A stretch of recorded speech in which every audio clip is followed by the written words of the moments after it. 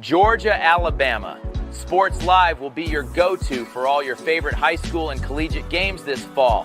From the Carver Tigers to the Columbus Blue Devils, the Harris County Tigers and Northside Patriots, the Glenwood Gators and Calvary Christian Knights, the Pacelli Vikings and Brookstone Cougars, to the Smith Station Panthers and Russell County Warriors, from CVCC, Pirates basketball and baseball, and every tournament from here to Macon.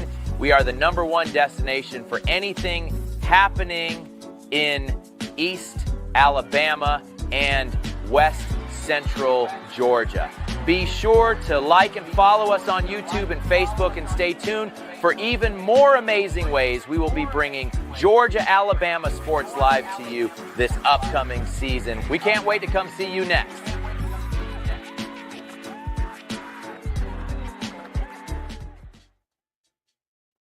And a good evening to everybody out there. Welcome to another edition of the Calvary Coaches Show. Every week we interview a different Calvary Christian Knights coach. And because we had Labor Day yesterday, this is a special Tuesday night edition. We'll usually air the Calvary Coaches Show on Monday night.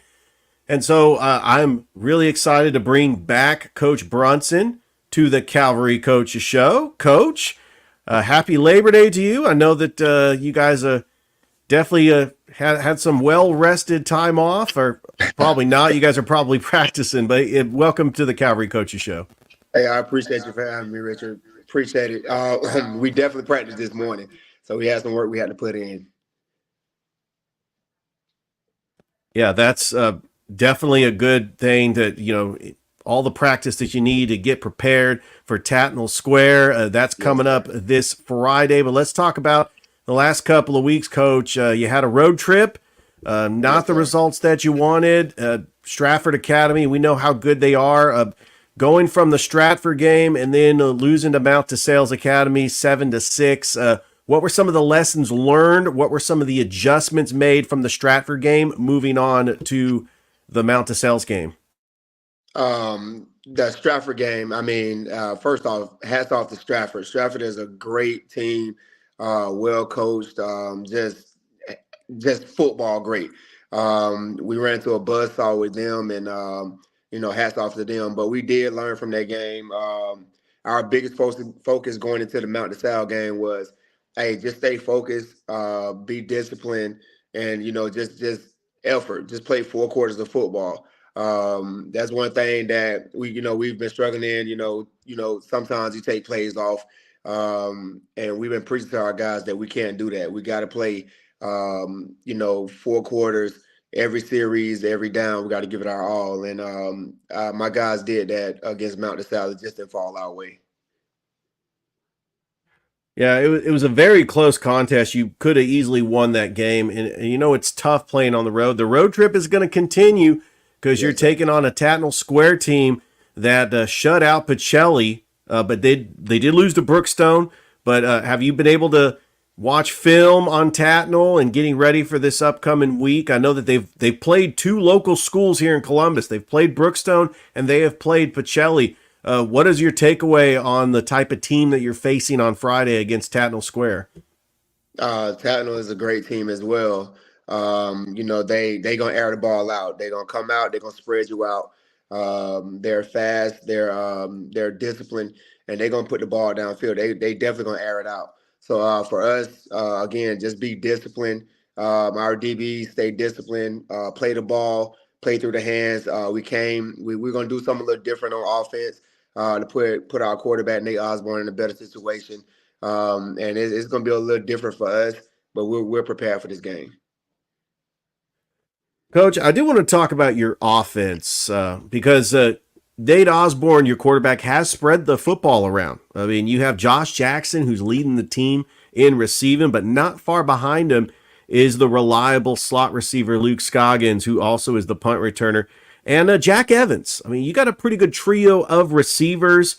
Just talk about the relationship that the seniors have with Nate, and really what goes through the preparation to make sure that everybody gets the ball, especially during game time, because Nate Osborne is evenly distributing the football around the football field.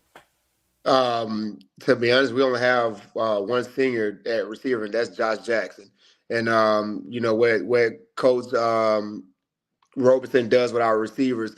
It shows on game days. Those guys find a way to get open when the ball is thrown to them. They find a way to catch it and make plays.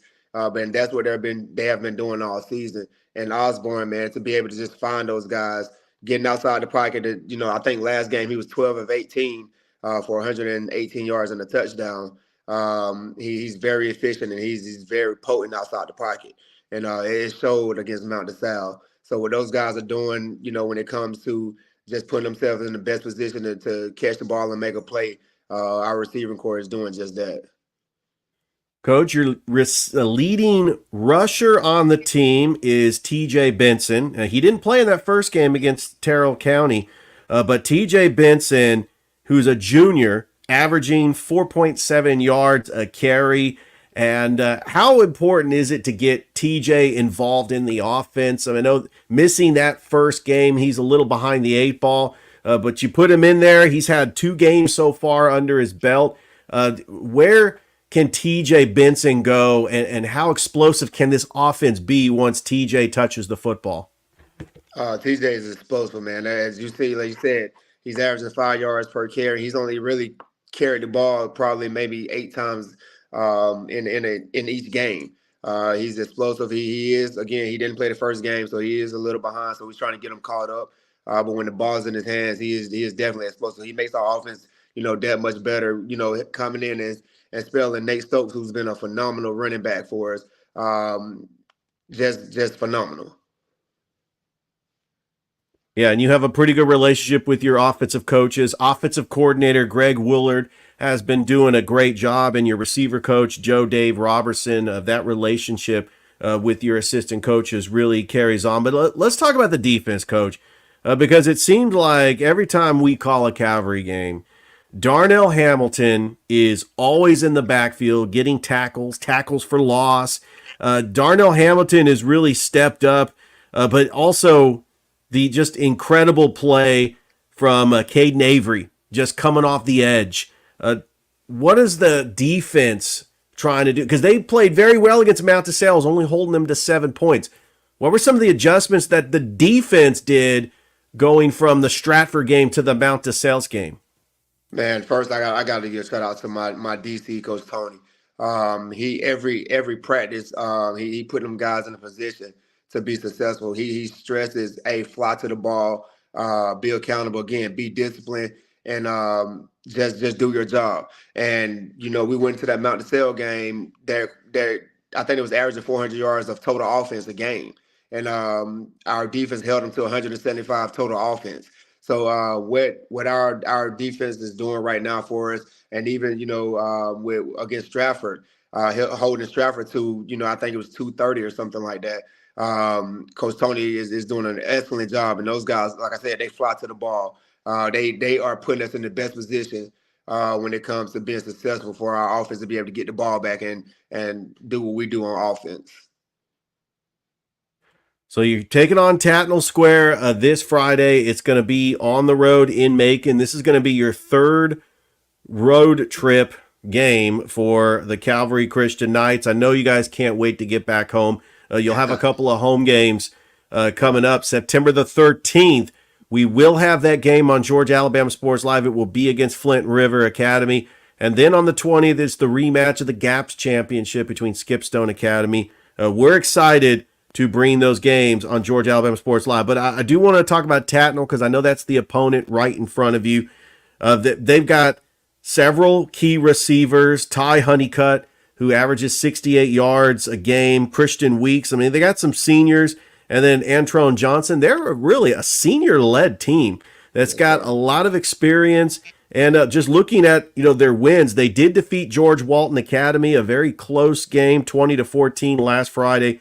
But they did beat St. Ampichelli 27-0, and they fell to Brookstone actually at home. Brookstone was actually on the road, and they fell to Brookstone 26-15. When you look at Tatnall Square, I mean, they had a losing record last year. They go to the playoffs, but they didn't get as far as they were before. Just the reputation of Tatnall Square, I mean, you know that this is one of the top teams in the GIAA. When you prepare for a team like Tatnall, what are some of the things, especially when it comes to game plans, that you get prepped for to prepare for a team like Tatnall Square? And again, Tatnall is a great team. And to prepare for Tatnall, again, we just tell our guys, look, no matter what the scoreboard says, no matter what our record says, hey, we're going in to play 4 quarters of football. Again, we're gonna put out as max effort. We're gonna do everything we need to do to put ourselves in a position to be successful.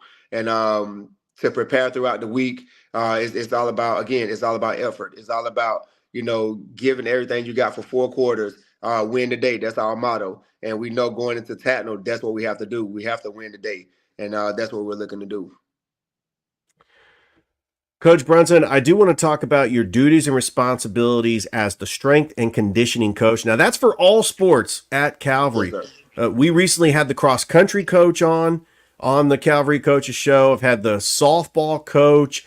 When you're preparing as the strength and conditioning coach for the other sports, because the workouts are different than football. Of course, cross-country, you got to work on your legs. They're probably in the weight room doing the leg lifts. And softball, you got to work on the upper body strength. I mean, what is your role, especially during football season? I know you're dual-hatted, but what are some of the things that you have done to oversee the strength and conditioning for the sports that's happening right now? Softball, volleyball, cross country. Again, just to make sure they're doing what they're supposed to do in the weight room. Always bigger, faster, stronger. Regardless of what sport you play, our goal is to be bigger, faster, stronger, because that's what's going to prepare you through your sport. So when it comes to softball, when it comes to cross country, we do train a little different, but we do everything we need to do to make sure that they're ready for their sport. Well, Coach, good luck against Tatnall Square this Friday. I'm excited to see Calvary Christian back under those bright lights and calling those games on Georgia Alabama Sports Live. And I know the Calvary fans are really excited after week 1, and they can't wait for that next home game. And wish you all the best of luck, Coach. And definitely looking forward to seeing how the season plays out as your team just continues to improve and just to get better one day at a time. Yes, sir. Thank you for having me. All right, that is the head football coach and the strength and conditioning coach of the Calvary Christian Knights, Coach Emmanuel Brunson.